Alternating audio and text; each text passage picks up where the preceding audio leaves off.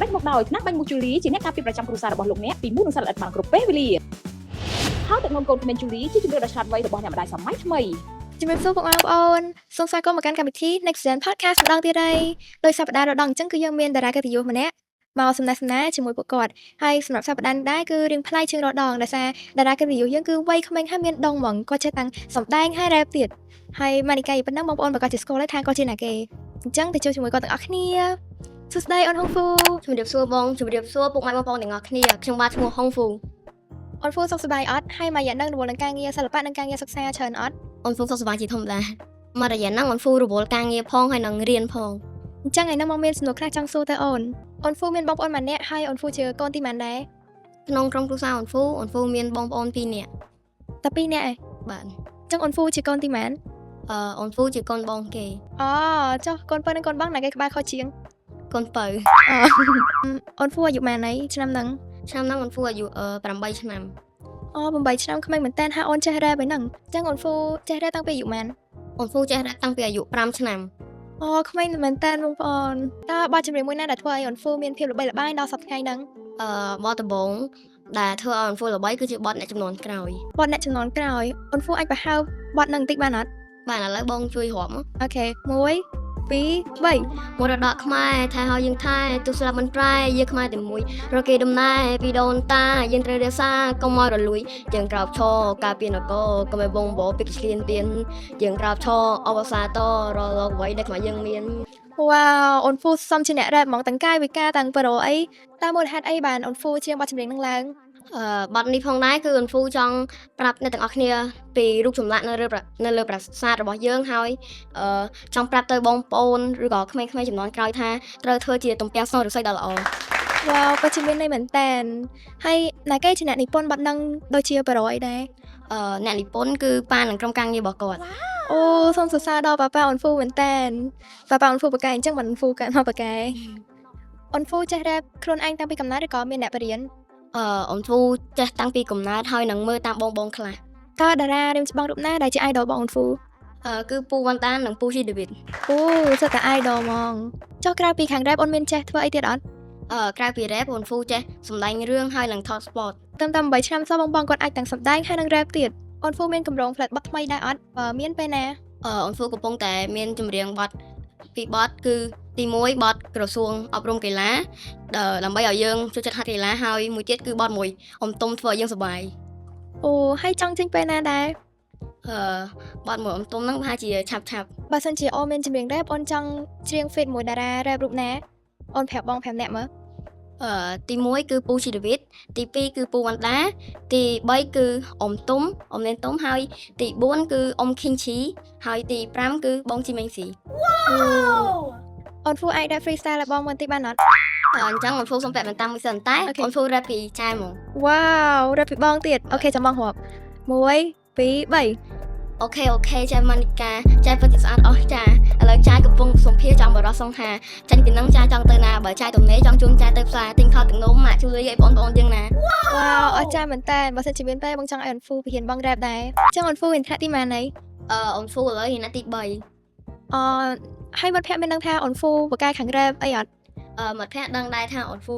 ចេះ rap ចេះអីអញ្ចឹងប្រហែលលោកគ្រូអ្នកគ្រូនឹងមិត្តភ័ក្តិស្រឡាញ់ទៅហើយបាទគាត់មានដែរឲ្យអូនហ្វូច្រៀងលេងក្នុងថ្នាក់អីអត់គាត់ដែរឲ្យអូនហ្វូច្រៀងដើម្បីឲ្យសុបាយលយមែនអូនហ្វូរវល់ការងារអញ្ចឹងរៀនមិនដែរជាប់លេខម៉ានលេខបើអូនហ្វូជាប់លេខ1លេខ2ប៉ុន្តែបើជប់ច្រើនទៅធ្លាក់ដល់លេខ3អូបកែបងប្អូនការងារឡើងច្រើនហើយការសិក្សាវិញគឺជាប់លេខល្អទៀតអញ្ចឹងអូនហ្វូបែងចែកមកពីការសិក្សានិងការងារភាគច្រើនប៉ាម៉ាក់គាត់ទទួលទៅការងារណាថ្ងៃសៅរ៍អាទិត្យប៉ុន្តែបើកម្មវិធីហ្នឹងត្រូវការអូនហ្វូជាចាំបាច់អញ្ចឹងអូនហ្វូត្រូវសុំច្បាប់អ្នកគ្រូមួយថ្ងៃឬក៏2ថ្ងៃអូនហ្វូមានបទចម្រៀងផ្ទាល់ខ្លួនប៉ុន្មានបទដែរឥឡូវគឺអូនហ្វូមានបទចម្រៀងផ្ទាល់ខ្លួន14បទច្រើនតាចុះពេលទៅ record បទមួយអញ្ចឹងមានផលវិបាកអីអត់អូនហ្វូធ្លាប់ដែរនៅបទទី3របស់អូនហ្វូគឺពេលហ្នឹងសុខភាពអូនហ្វូក៏រៀងលំបាកដែរអញ្ចឹងពេលខាងបងគាត់ថាអត់ត្រូវទៅអូនហ្វូក៏យកលេសសុំគាត់ទៅទឹកដើម្បីទៅយំនៅទឹកម្នាក់ឯងហើយនៅពេលដែលអូនហ្វូមានអារហាអស់ទឹកភ្នែកក្នុងភ្នែកបាទអូនហ្វូចេញទៅ record វិញអញ្ចឹងអូនទៅយំនៅក្នុងបន្ទប់ទឹកហ្នឹងអូនឲ្យគេដឹងទេអត់ឲ្យគេដឹងទេតែឥឡូវគេដឹងអស់ហើយ ចឹងអូនហ្វូចាំផ្ដាំថាពេលទៅច្រៀងបទចម្រៀងឬទៅ record បទចម្រៀងត្រូវថែទាំសុខភាពឲ្យបានល្អព្រោះសុខភាពគឺជារឿងសំខាន់មួយបើសុខភាពយើងអត់ល្អទេយើង record ក៏អត់ត្រូវដែរ អរគុណអូនហ្វូដែលបានចែករំលែកបទពិសោធន៍ល្អៗទាក់ទងនឹងការ record ចម្រៀងបងឃើញអូនហ្វូ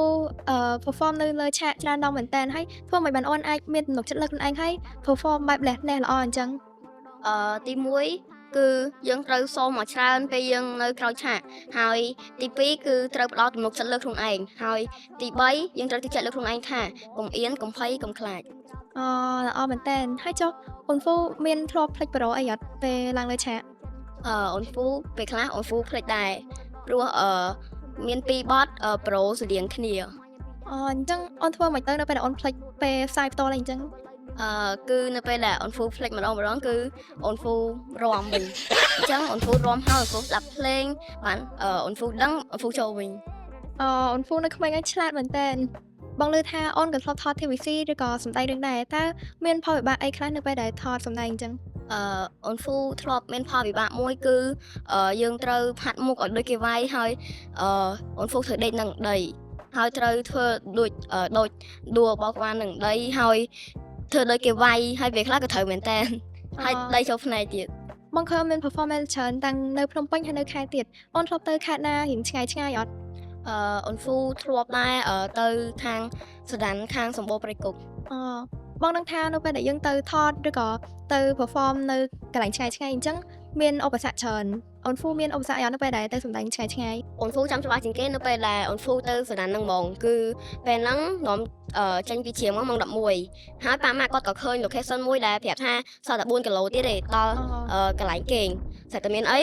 អូនហ្វូជិះតាមផ្លូវហ្នឹងទៅរហូតដល់អាស័តមនុស្សហើយក៏ជិះមុនដំបូងឃើញតែអ្នកភូមិមួយយប់ម៉ោងថាជាខ្ទង់11:12គឺគេកំពុងតែអង្គុយញ៉ាំបាយ 11 12យកហើយនៅមានមនុស្សហូបបាយនៅក្រុមផ្ទះទៀត ហ្នឹងហើយមួយទៀតឃើញ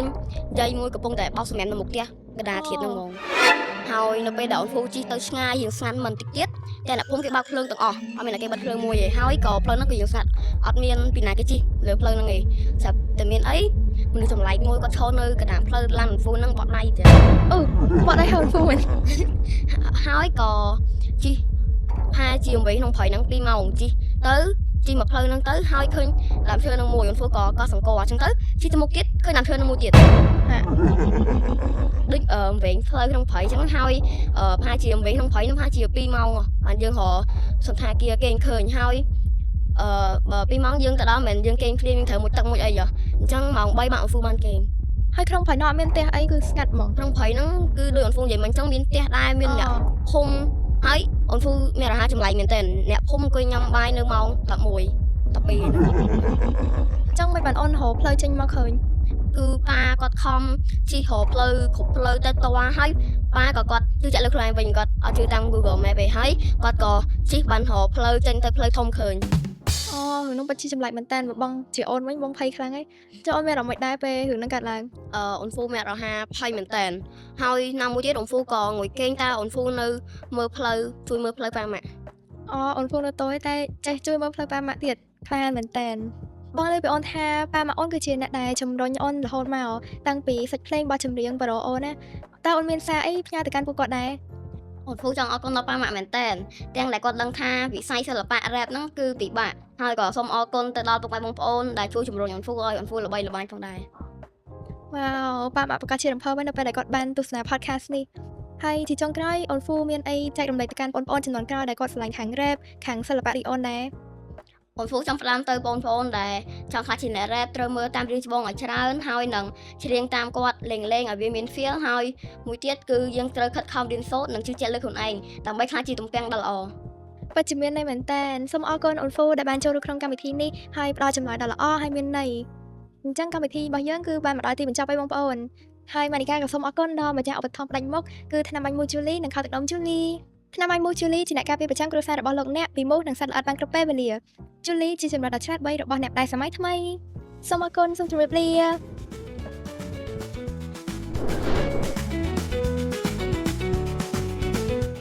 ធម្មតាមកដោយថ្នាំបាញ់មូជូលីជាអ្នកការពារប្រចាំគ្រួសាររបស់លោកអ្នកពីមូសនិងសត្វល្អិតបានគ្រប់ពេលវេលាហើយទឹកនំកូនក្មេងជូលីជាជម្រើសដ៏ឆ្លាតវៃរបស់អ្នកម្ដាយសម័យថ្មី